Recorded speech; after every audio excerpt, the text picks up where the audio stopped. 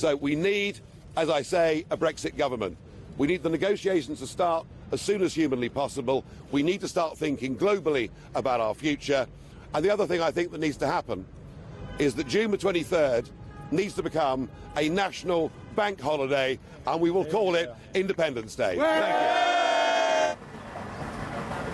Now, huge political implications, of course, from this, and I'm delighted that joining us now is Tina Fordham, Chief Global Political Analyst at Citi. Tina, good morning to you. Good morning. Thank you for joining us. Now, let's get first of all to the fact that Prime Minister David Cameron has resigned. What does that mean for now when negotiations can start for the UK's withdrawal?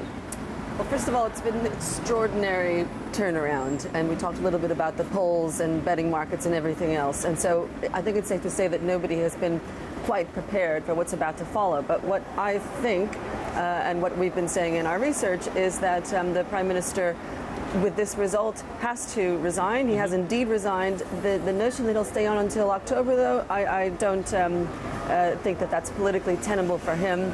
I think he goes quicker. Yeah, I think he has to go quicker. I think that we see an interim leader take over until the party conferences in October, and then a new leader of the Conservative Party would then be elected. Boris Johnson, the favourite, will he be the next Prime Minister in your eyes? He's the most likely candidate for sure, but I think he'll have competition. Before we get into some of the wider EU political risks, as for the market implications of David Cameron now stepping down, that was seen as widely expected if this vote were to go against him.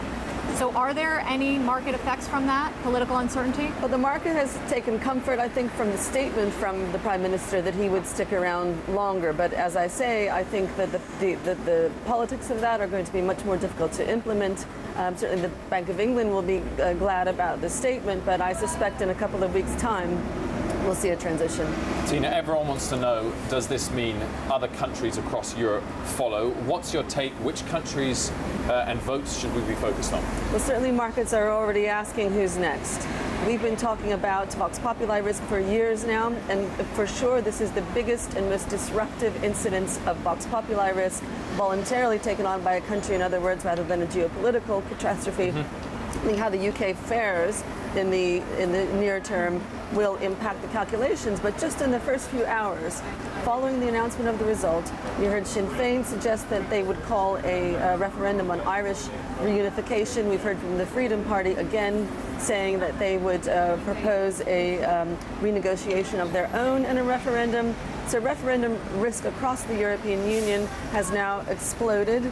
And even Donald Trump thinks this is a great result, because what it shows is that the so-called perceived elite consensus can be beaten. So how at Citigroup are you telling investors to deal with the fact that now you have a firm example of voters rejecting the status quo, the political order, the post-World War II globalization experiment? Well, we've been saying it for years, that it was a risk. This is the first time that the risk has come to fruition in terms of the voice of the people.